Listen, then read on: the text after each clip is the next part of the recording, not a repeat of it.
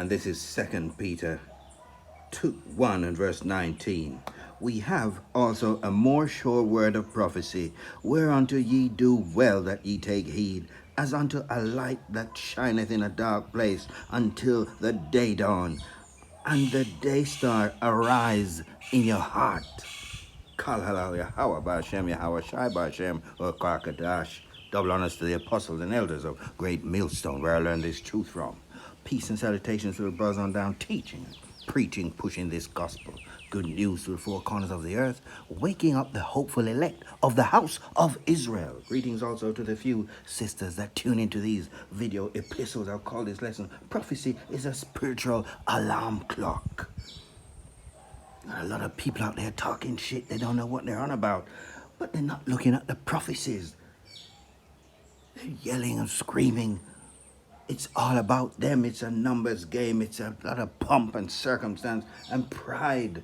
But we want to know what's next.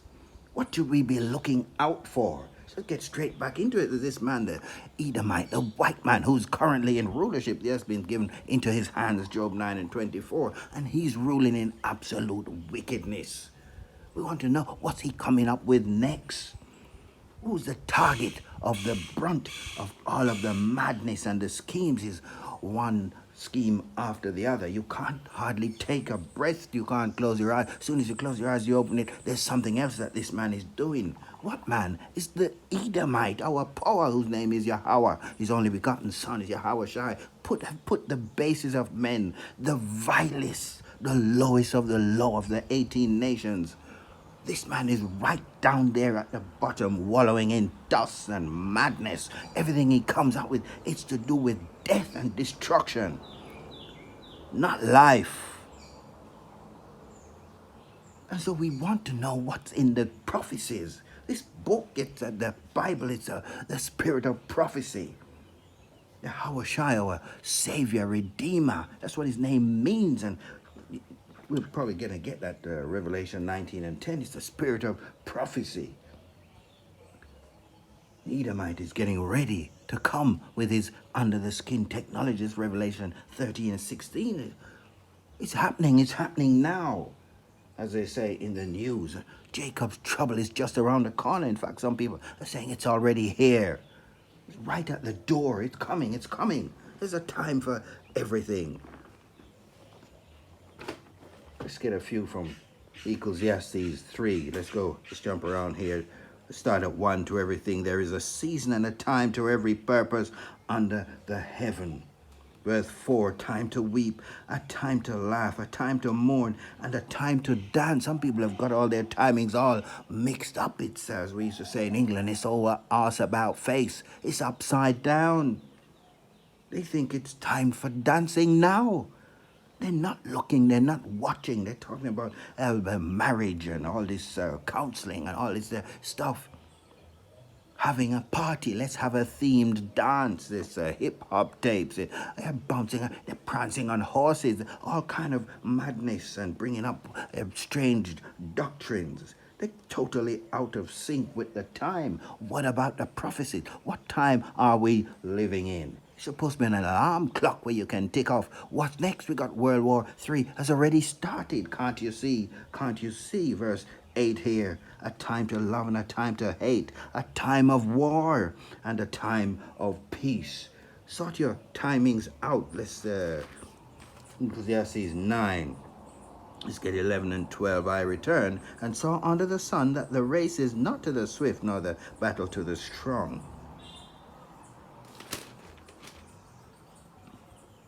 Neither yet bread to the wise, nor yet riches to men of understanding, nor yet favor to men of skill, but time and dance, time and chance happeneth to them all. I've got dancing on the brain with these fools prancing around.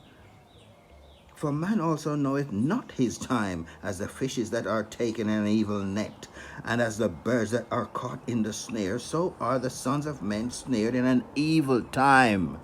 That's what we're in, when it falleth suddenly upon them. Let's get Mark It's all red letter, Yahushua speaking. He's warning. We don't know the day nor the hour, but look at these markers. He's telling you to watch, pay attention. Let's start with Mark 13. Let's go from 6 to 10. For many shall come in my name, saying, I am the anointed, and shall deceive many. And when ye shall hear of wars and rumors of wars, be ye not troubled, for such things must needs be, but the end shall not be yet. We're watching. For nation shall rise against nation, kingdom against kingdom, and there shall be earthquakes in divers places. You got thousands of earthquakes taking place almost daily. And there shall be famines and troubles. These are the beginnings of sorrows. But take heed to yourselves, for they shall deliver you up to councils, and in the synagogues ye shall be beaten, and ye shall be brought before rulers and kings for my name, for my sake, for a testimony against them. And the gospel, what gospel? This gospel of truth, not the madness they've got up in these churches for these hundreds of years. No, this gospel of truth, the gospel of Yahushua, must first be published among all nations. Why? Because the children of Israel are spread to the four nations, the four corners of the earth, I should say. And so this gospel needs to go out to wake up the elect of the house of Israel, and the other nations. They've got to learn of their fate. They're getting ready to go into slavery. Let's jump to 32.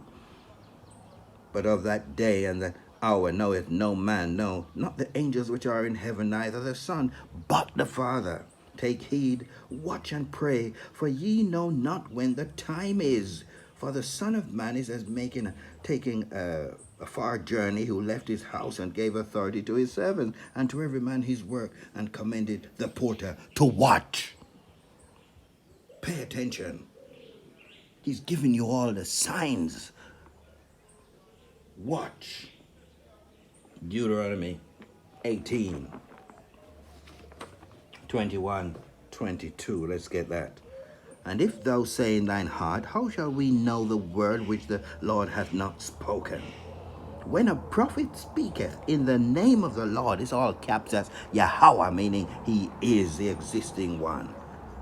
He to be, that's our power. If the thing follow not, nor come to pass, that is the thing which the Lord hath not spoken. But the prophet hath spoken it presumptuously. Thou shalt not be afraid of him. You see?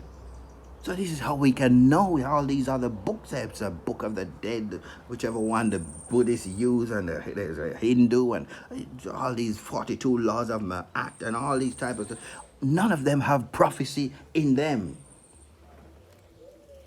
Where are we going to go to next? We have to refer to this book. It tells the end from the beginning. Jeremiah 28 links up with this. Jeremiah 28. Okay, that's my markers here, just a moment. Jeremiah 28, let's get 15 and 16. Because ye have said, the Lord hath raised us up. Where am I? Jeremiah 28, let's get the right one. 15 and 16. Then said, you'd have to read the whole of this story here about Ananiah. Then said the prophet Jeremiah unto Ananiah, the prophet, hear now, Ananiah, the Lord hath not sent thee, but thou makest this people to trust in a lie. Therefore, thus saith the Lord, behold, I will cast thee from off the face of the earth. There's a huge price to pay for being out in front of the children of Israel, telling lies, leading them to the wrong path. This year thou shalt die, because thou hast taught rebellion against the Lord, whose name is Yahweh. So Ananiah the prophet died the same year in the 7th month. You're supposed to be preaching the truth, prophetic teaching, warning the people. What's next? What's on that spiritual alarm clock? 1 Kings 18.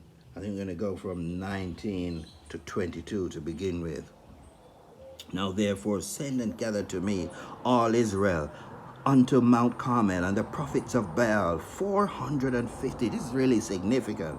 And the prophets of the groves 400, which eat at Jezebel's table. So Ahab sent unto the children of Israel, and gathered the prophets together unto Mount Carmel.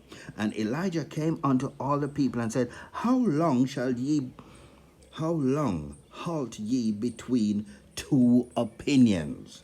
If the Lord be God, follow him. But if Baal, then follow him. And the people answered him not a word. Then said Elijah unto the people, even I only remain a prophet of the Lord, but Baal's prophets are 450 men. That's a huge amount. Let's jump forward in the story here. Let's get to the point. 36. And it came to pass at the time of the offering of the evening sacrifice that Elijah the prophet came near and said, Yahweh, power of Abraham, Isaac, and of Israel, let it be known this day that thou art a power in Israel, and that I am thy servant, and that I have done all these things at thy word. Hear me, O Lord, hear me, that this people may know that thou art Yahweh power, and that thou hast turned their heart back again, as to get them to believe. Then the fire of the Lord fell and consumed the burnt sacrifice and the wood and the stones and the dust, and licked up the water that was in the trench. And when all the people saw it, they fell on their faces and said, The Lord, he is the power. The Lord Yahweh, he is the power. And Elijah said unto them, Take the prophets of Baal, let not one of them escape. Remember, it's 450 of them. And he took them, and Elijah brought them down to the brook Kishon and slew them there. These are all the false prophets with their timing is off. They don't know what they're speaking about. The Most High didn't send them. Prophecy is a spiritual alarm clock. You're supposed to be ticking them off. What's next? Lies, liars, deceivers, taking a bag from the man. Amos 3:6, Shall a trumpet be blown in the city, and the people not be afraid? Shall there be evil in a city, and the Lord hath not done it? Surely Yahweh power will do nothing, but he revealeth his secret unto his servants, the prophets. His prophets, not the ones he didn't send. They need to look out. He will kill you if you're out there. These people have got something coming. How come you're not afraid? You should be frightened to death. But they're not. This is their lot. As we've been reading recently in Jude, I think it's Jude 4.